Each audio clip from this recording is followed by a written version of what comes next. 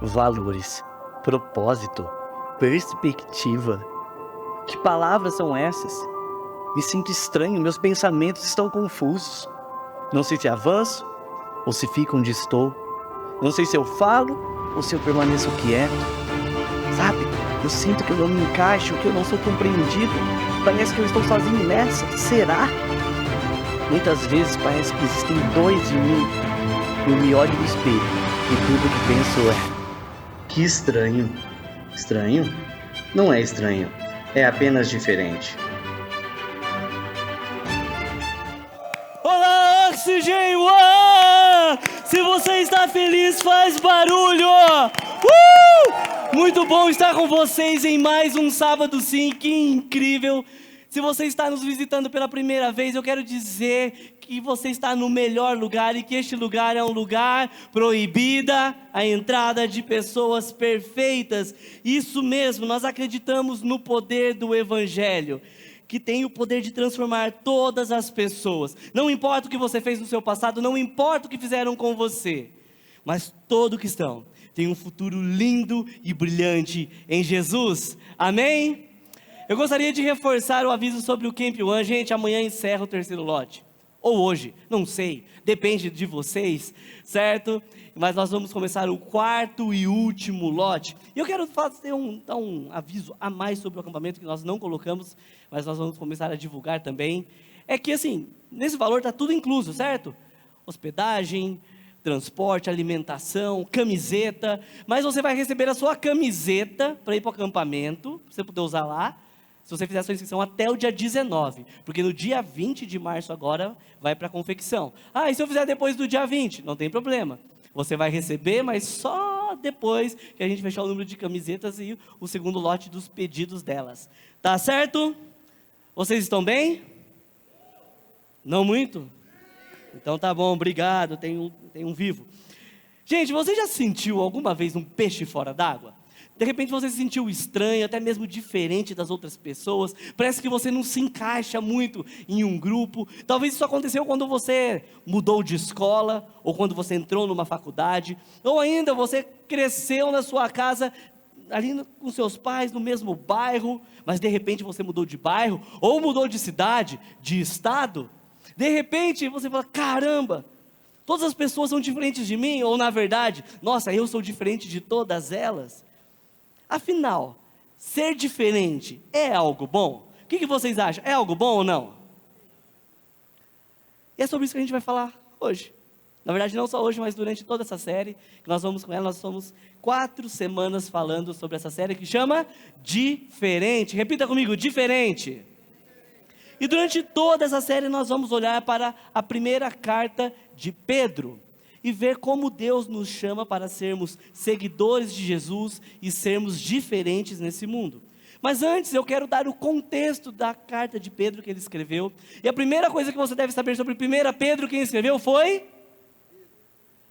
Olha que vergonha, gente. Gente, é óbvio. Você acha que foi Tiago que escreveu a primeira carta de Pedro? Foi Pedro, gente, o apóstolo Pedro que escreveu, o discípulo de Jesus. E talvez... provavelmente, como muitos, quando pensam em Pedro, a primeira coisa pensa aquele pescador sem instrução, chucro, grosseiro, meio caipirão. Mas deixa eu falar algo, não é só porque ele não foi formalmente educado, ele não fez as melhores escolas, que ele não era inteligente.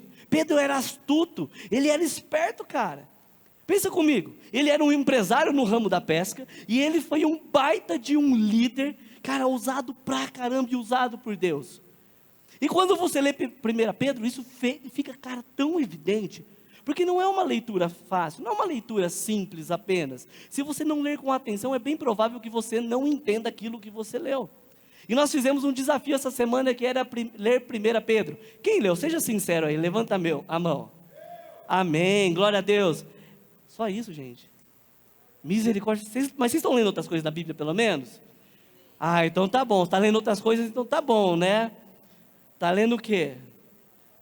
Só Gênesis. Gênesis 62 já está, né?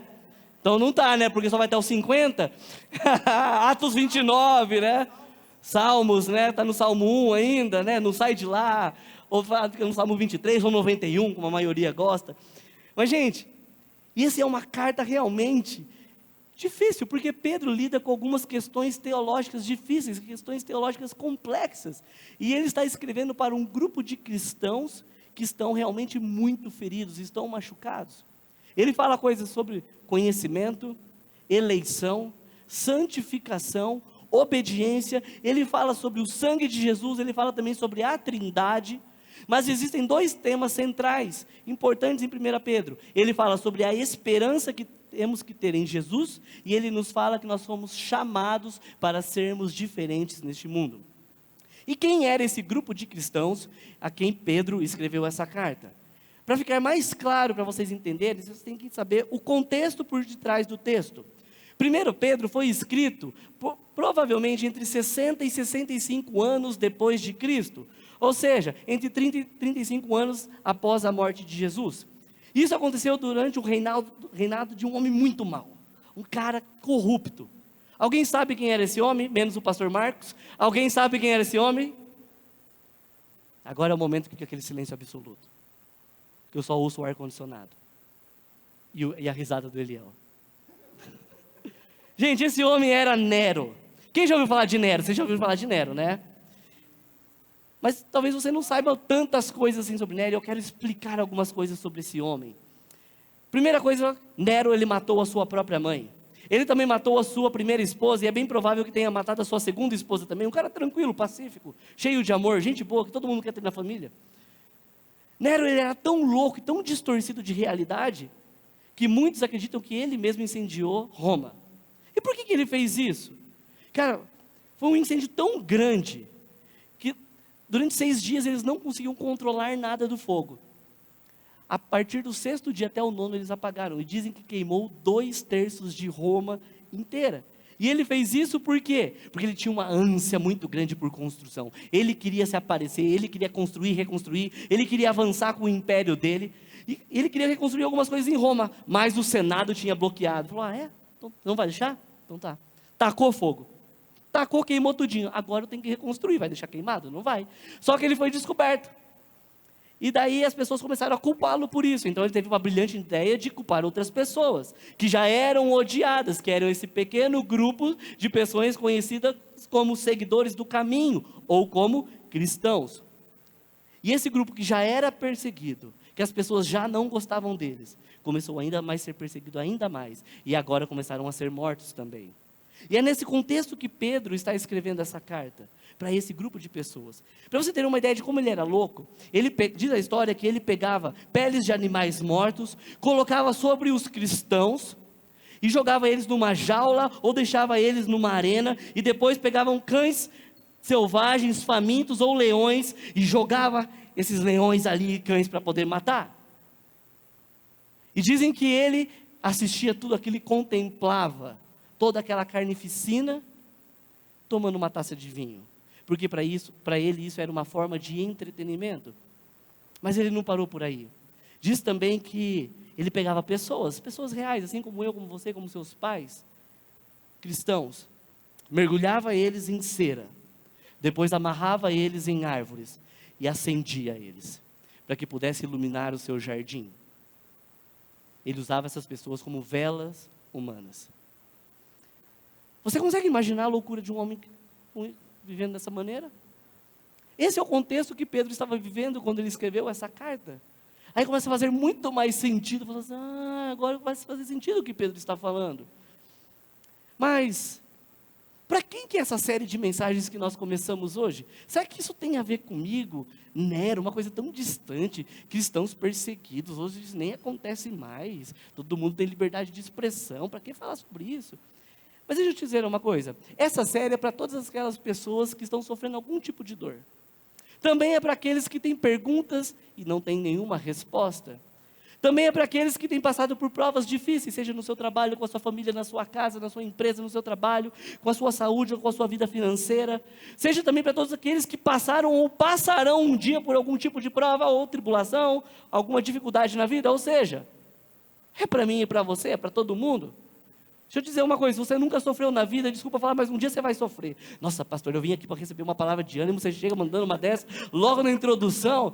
Gente, mas é verdade. Vocês querem que eu chegue para vocês e fale assim, gente do céu, Todo cristão para de sofrer. Vocês querem ouvir isso?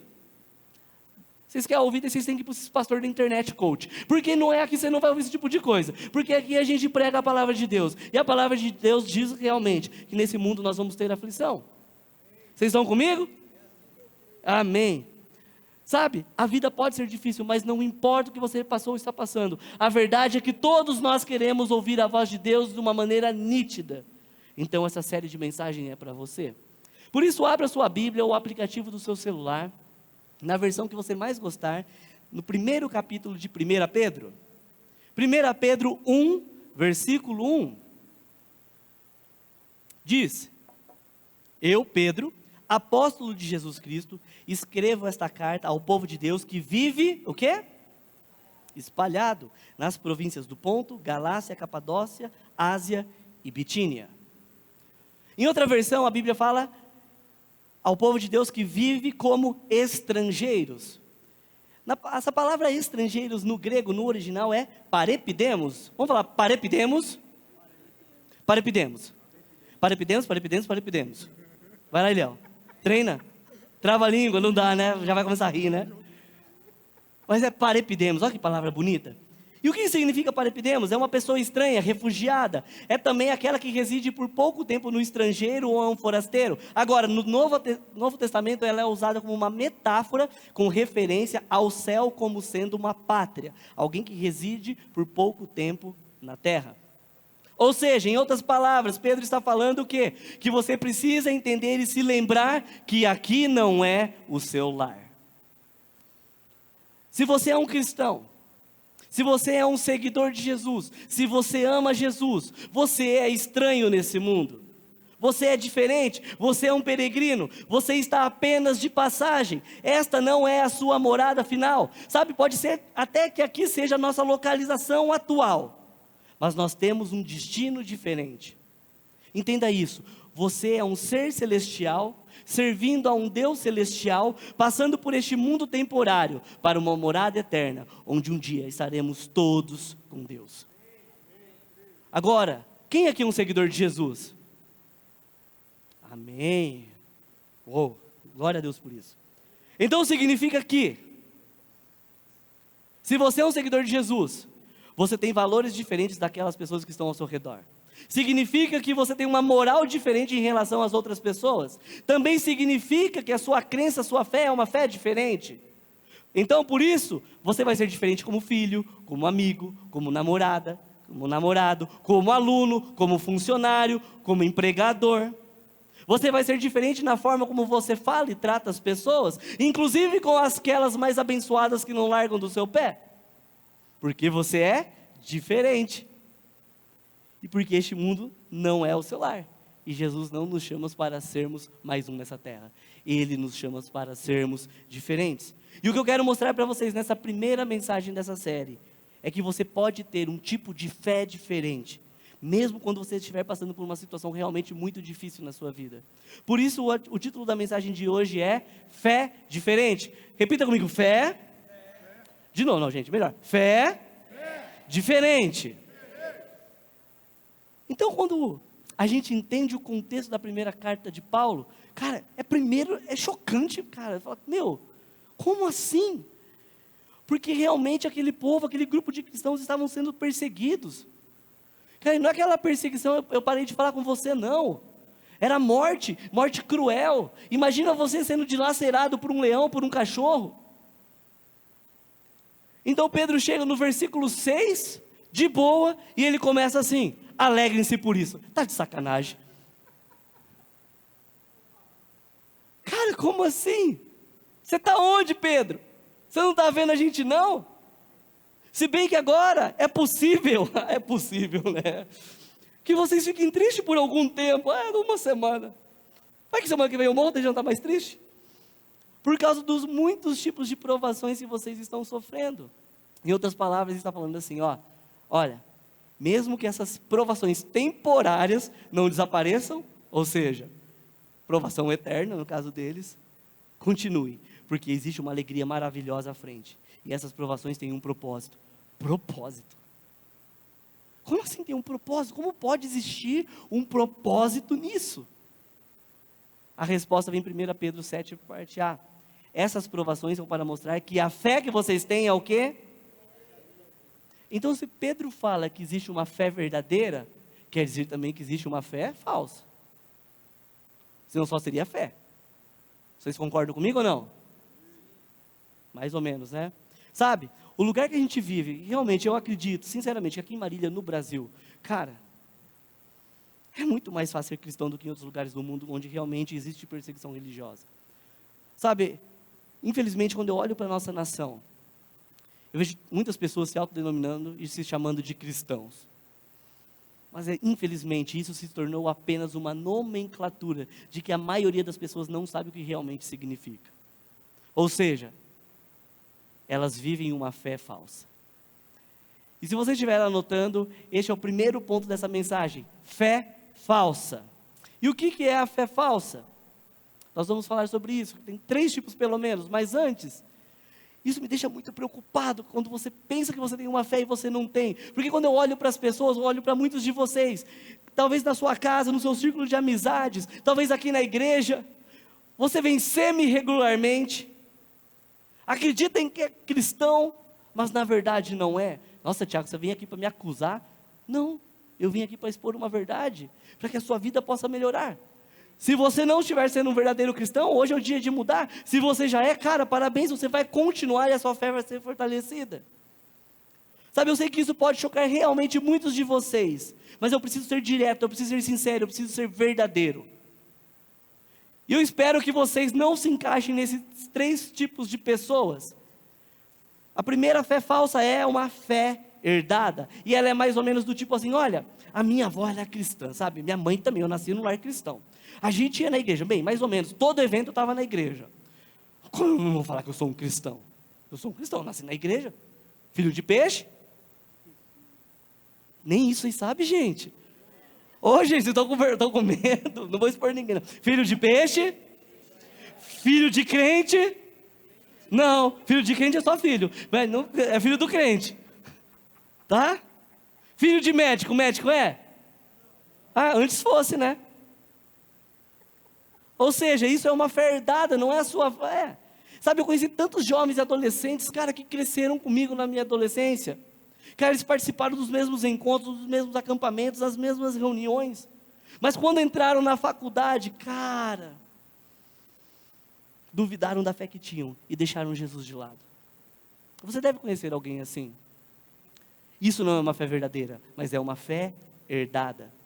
O segundo tipo de fé é uma fé superficial.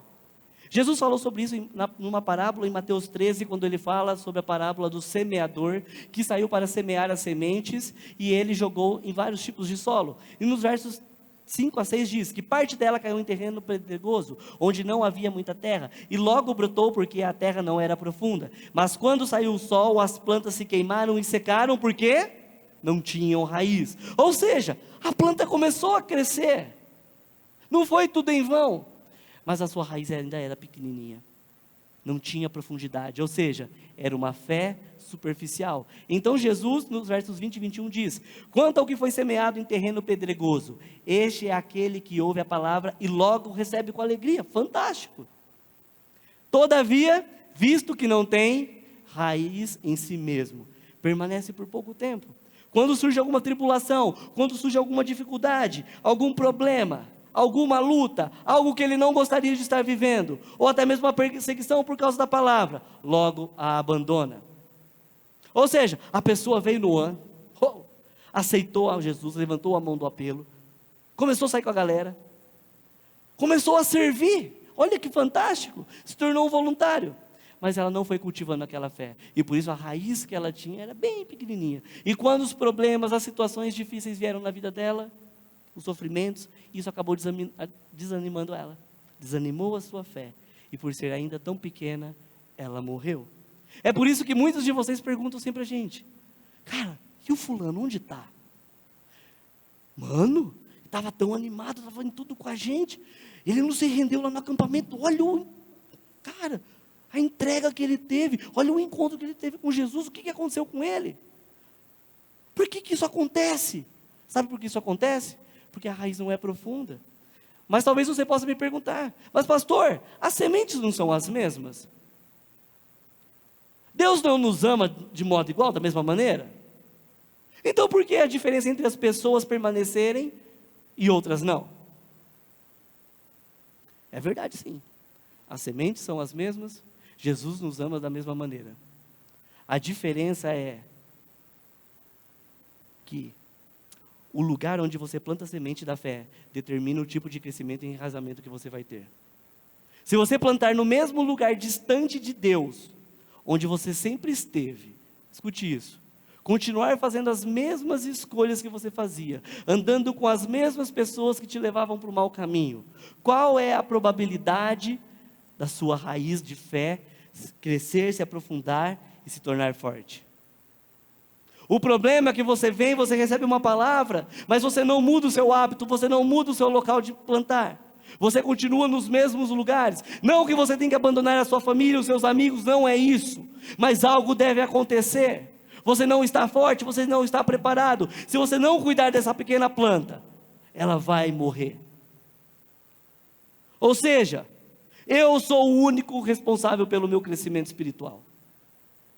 É por isso que aqui nós valorizamos a cultura da autorresponsabilidade. Você não vai ter ninguém aqui te pegando na mão e falando: vem aqui, meu filhinho amado. No começo a gente vai pegar você, vai ajudar, que é um bebezinho. Mas o problema é que tem bebês eternos, tem bebê de 40, 50 anos de igreja que ainda precisa de papinha na boca. Depois você olha para um cara que se converteu há menos de um ano e está voando e fala: meu Deus do céu, lá, queridinho do pastor? Eu estou aqui, não me coloca para nada, mas o cara está lá. Lógico, meu filho, não tem a ver com idade, não tem a ver com tempo de igreja, tem a ver com raiz, com profundidade, com maturidade. Eu só estou começando. Ou seja, a maneira como eu cultivo a minha fé determina o meu aprofundamento e crescimento. Você quer saber qual é o nível da sua fé? Olhe para a sua raiz. E o terceiro tipo de falsa fé é a fé condicional. Sabe, pessoas que têm esse tipo de fé assim: cara, eu amo Jesus, eu acredito nele. Mas se algo sair errado. Talvez você não encontre uma pessoa que seja tão direta assim, né? Porque onde já se viu falar que Deus tem que fazer na minha vida? Ele é Deus todo onipotente, sabe de todas as coisas, onisciente, tem todo o poder. Como eu vou dizer o que Deus tem que fazer? Mas e quando você questiona Ele por Ele ter feito alguma coisa de um jeito diferente? E daí você chega e vai falar assim: olha, eu vou parar de servir, vou parar de ir na igreja. Isso prova só que a sua fé é condicional. Se está tudo bem, você serve. Se não está tudo bem, você para. Simples assim. Você já deve ter ouvido coisas do tipo: meu namoro acabou, eu perdi meu emprego, estou sem dinheiro, bati o carro.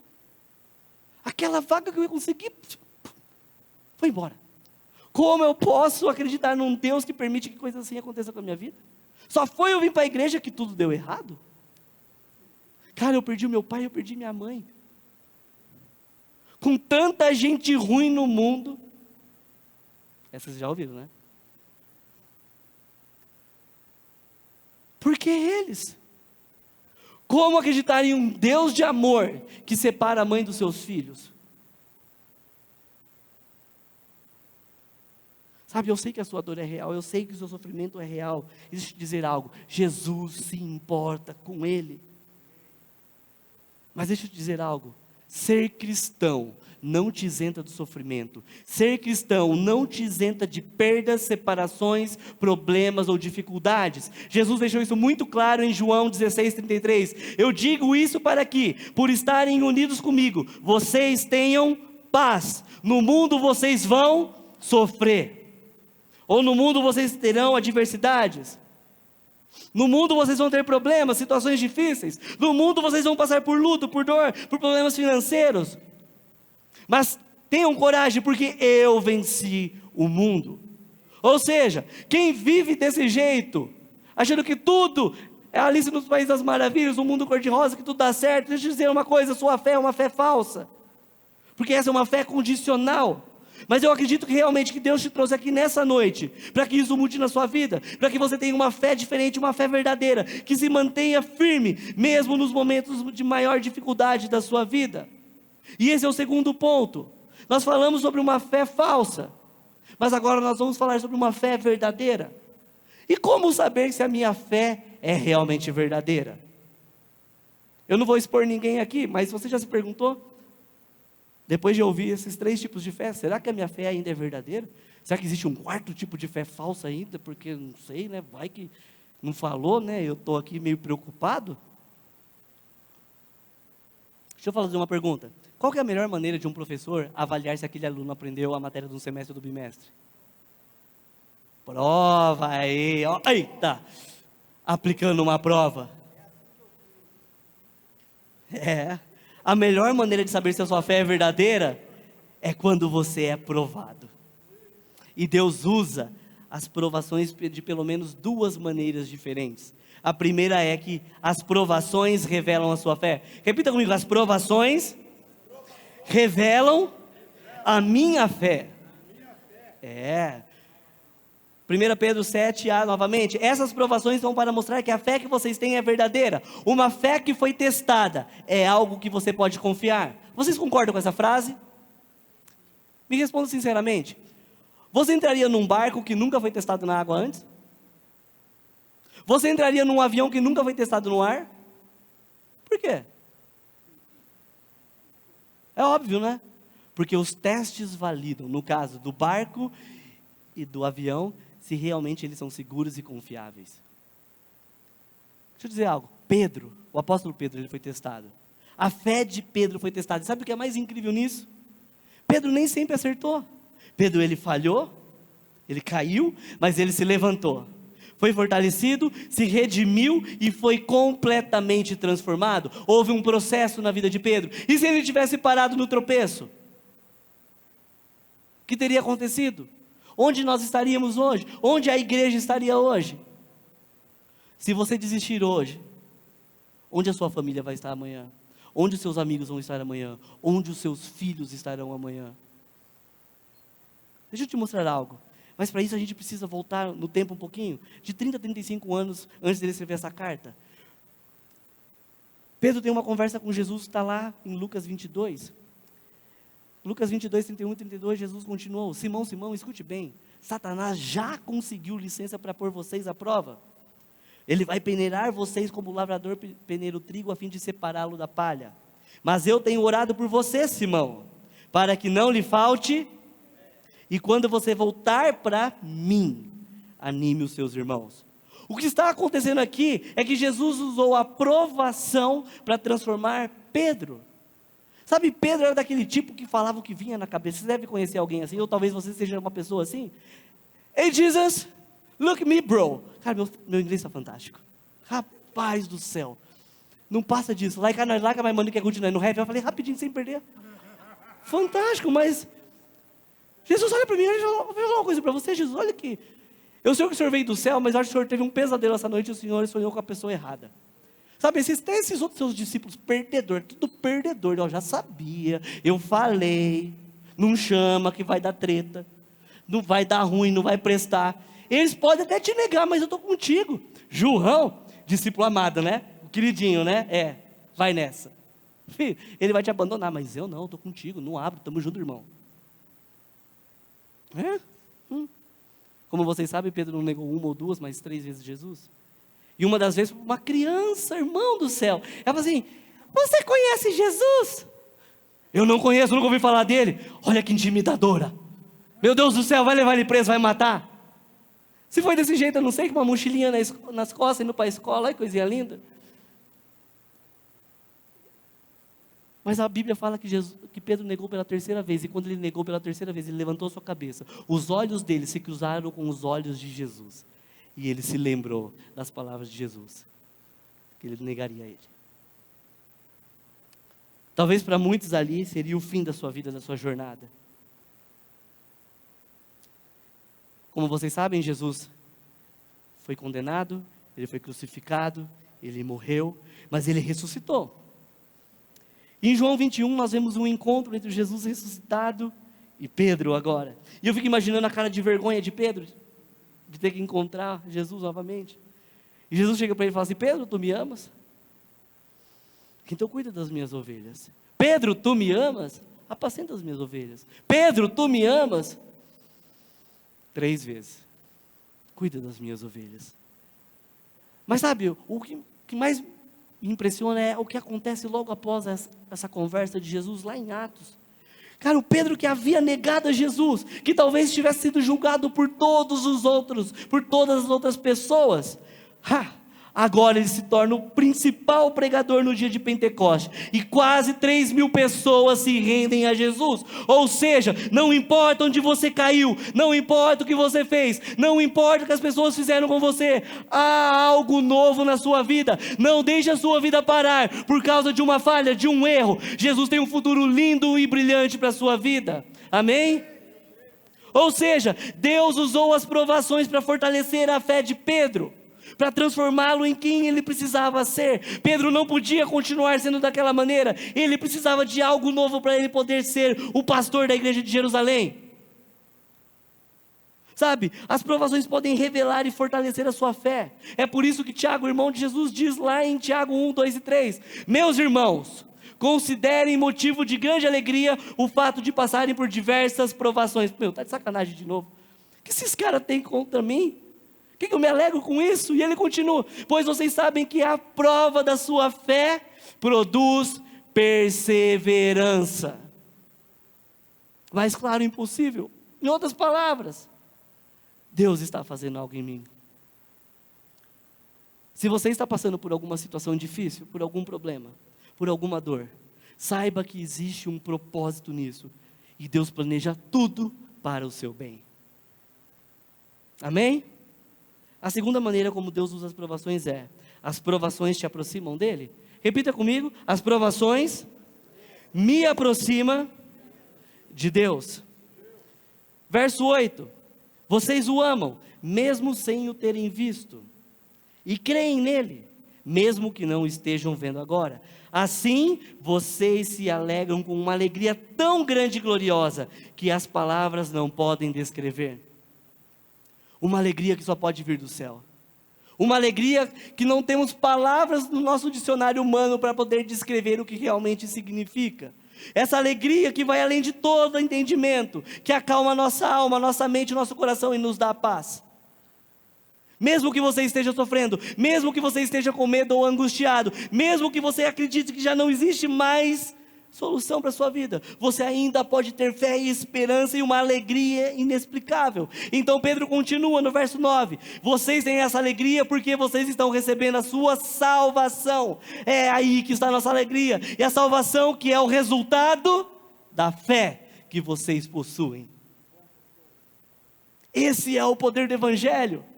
Evangelho significa boas novas, boas notícias. O Evangelho são as boas notícias sobre quem Jesus é, e não sobre o que você pode ter. O Evangelho se trata de Jesus, não de você. Mas escute isso: o Evangelho não é sobre Deus nos salvar das nossas provações. O verdadeiro Evangelho é que Deus nos salva dos nossos pecados. Essa é a melhor notícia de todos os tempos. Jesus nunca disse que ia te salvar de um problema, de uma enrascada, de uma furada. Na verdade, ele disse: no mundo vocês vão sofrer, vocês vão ter dificuldade, vocês vão ter problemas. Mas tenham coragem, porque eu venci o mundo. Mas talvez você pode dizer: mas pastor, eu comecei a ler a Bíblia, e na Bíblia não fala que Deus nunca vai dar nada para a gente do que eu não posso suportar, nada mais? É? Fala? Onde? Eu vou falar para vocês. Eu acredito que essa é uma interpretação errada. Sabe por quê? Porque muitos acreditam que Deus está falando assim: você nunca vai sofrer mais do que você seja tentado. Mas o que eu realmente acredito é que Deus vai permitir sim que você seja tentado além do que você pode suportar. Como assim, Tiago? Que blasfêmia, que heresia que é essa? Pastor Marcos já está me fritando aqui com o. Sabe por que ele acredita que ele vai deixar que você vá além? Porque isso te ensina a depender dele. Quando você está sofrendo, você se aproxima dele. Quando você está com medo, você se aproxima dele. Quando você está desesperado, você se aproxima dele. Quando você está com dúvidas, você se aproxima dele. Ou seja, se você não tem problema nenhum, você é autossuficiente. Você é bom. Você não precisa de nada nem de ninguém. Inclusive, você não precisa de uma cruz. Existem momentos que Deus vai permitir que eu seja fraco, porque na minha fraqueza, Deus aperfeiçoa a força dele em mim, porque quando eu sou fraco, é que eu me torno forte. Isso faz sentido para você? Sabe? Essa é boa. A nossa fé não é no que vemos, a nossa fé é em quem Jesus é. Eu sei que você pode estar machucado, frustrado, com medo. Eu sei que toda essa dor sua é real. Eu sei que você não está brincando de sentir dor. Eu sei que você não está fingindo isso. Eu sei que você passa por problemas. Alguns passam por... Cara, eu sei que vocês vivem todo tipo de problema, de situação. Mas sabe que é possível viver uma fé sobrenatural em Jesus? Mesmo no meio de toda a dor. Mesmo em meio ao medo. Existe uma alegria inexplicável que só vem do céu. Então, se você está aqui hoje, você está sofrendo, saiba que você está aqui hoje, porque Deus te ama. E é por isso que você pode dar um passo em direção a Ele. Porque enquanto você se aproxima dEle, Ele se aproxima de você. Cara, Ele te ama tanto, que Ele te trouxe aqui hoje para te ajudar a entender que você não está passando por essa prova porque você é uma má pessoa, porque você fez algo de errado. Não, não, não. Deus, Ele realmente pode usar tudo isso que você carrega dentro de você por tanto tempo. E Ele vai usar isso para te fortalecer, conforme a imagem do seu Filho Jesus. E assim nunca mais você vai ser o mesmo. Você nunca mais vai ser a mesma. Está na hora então da gente decidir se nós vivemos de uma maneira diferente, que agrade a Deus, ou se apenas fingimos que vivemos dessa maneira. Porque infelizmente muitos têm vivido assim. Deixa eu te dizer algo. Vivendo desse jeito, você está apenas mascarando quem você é. Sabe quem é o único prejudicado nessa história? Você mesmo. Jesus diz, naqueles dias, muitos dirão, em teu nome profetizamos, em teu nome expulsamos demônios, em teu nome curamos. E Jesus falará, afastem-se de mim, vocês que praticam o mal, eu não os conheço. Sabe, são nas provações que nós conseguimos observar que tipo de fé realmente nós temos. Se ela é verdadeira ou se ela é falsa. É por isso que você precisa aprofundar a sua fé em Deus. Mas como aumentar a minha fé e aprofundar as minhas raízes? Primeiro, tendo o seu devocional diário com Deus, através da leitura da Bíblia e da oração. Segundo, tendo parceiros de jornada que compartilham da mesma fé. Como? Cara, se você não frequenta o Gol, cara, vai começar o Gol, vai voltar. Você tem que ir para o Gol. Lá você vai ter pessoas que querem compartilhar Jesus. Deixa eu te dizer algo. Toda segunda-feira nós temos a nossa reunião com a nossa liderança principal do ano. E como isso tem fortalecido a nossa fé. Poder andar com pessoas. A gente fala sobre tudo ali. A gente fala sobre acampamento, sobre os cultos, sobre as atividades. Nós damos risadas, falamos coisas aleatórias. Mas nós também compartilhamos vida com vida. Parceiros de jornada.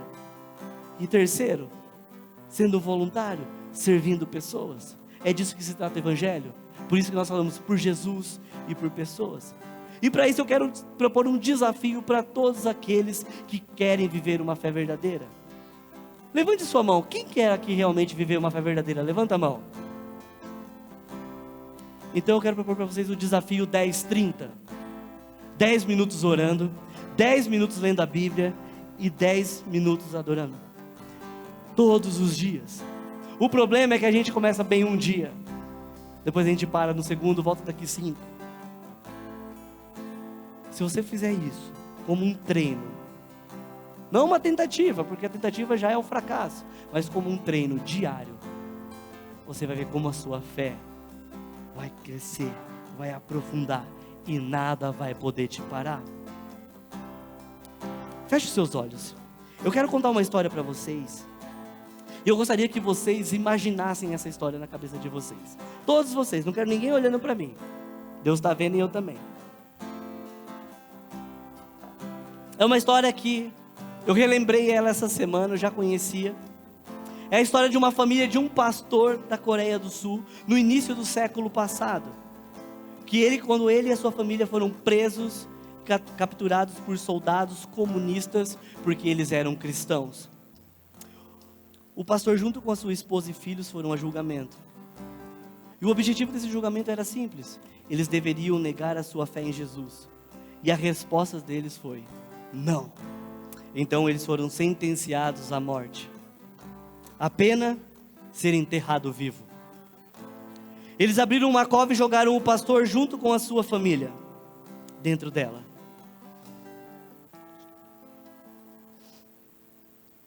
Então começaram a jogar terra. A cada pá, eles tinham uma nova oportunidade de negarem a Jesus. Neguem e vocês serão libertos. Mas a resposta continuava a mesma: não. Quando a terra começou a sufocar, um dos filhos, ainda pequenos, começou a gritar desesperado: papai, pense em nós. Papai, nós estamos morrendo, pense em nós. Aquele homem, aquele pai aflito, começou a ver o seu filho sofrendo. Ele começou a chorar, e num ato de desespero, quase que querendo negar, a esposa se levanta e ela declara: coragem, meus filhos, coragem, porque hoje à noite nós vamos jantar com os reis dos reis. Jesus está à nossa espera. E logo após dizer isso, eles começaram a cantar uma canção sobre o céu, que dizia: eu avisto uma terra feliz, uma terra de glória e esplendor. Avistamos o lindo país, pela fé na palavra de Deus. Sim, no doce futuro, viveremos no lindo país. Cantaram com toda a força que tinham, até que as suas vozes foram ficando encobertas cada vez mais pela terra, até serem silenciadas completamente. E eles morreram. O pai, a esposa e os seus filhos.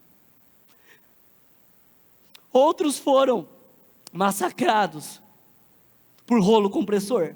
Pai nega Jesus. Não, o rolo compressor passou em cima de um filho. Nega Jesus, passou em cima do outro. Nega Jesus, não, passou em cima da esposa. Nega Jesus, não, morreu. Pessoas, vendo isso, aceitaram a Jesus. E um avivamento veio sobre a Coreia do Sul. Olhem para mim. Isso não é uma fábula. Essa história é real. Você consegue imaginar isso? Que tipo de fé é essa? Que vale a própria vida? Eu me pergunto isso porque muitos negam a Jesus por apenas não ter coragem de dizer não para um amigo que está indo para um lugar errado. Muitos negam a Jesus nos seus relacionamentos quando sabem que não deveriam fazer algo de errado e mesmo assim fazem. O que essa família passou era o mesmo que aqueles cristãos a quem Pedro escreveu passava diariamente. Que tipo de fé é essa? Que fé você tem vivido na sua vida todos os dias? Que tipo de fé você quer viver? Uma fé falsa, ilusória? Ou você quer viver uma fé verdadeira em Jesus? Vale a pena? Vale a pena ser excluído? Vale a pena ser deixado para trás? Vale a pena ser humilhado? Vale a pena ser morto? Que tipo de fé? Feche seus olhos.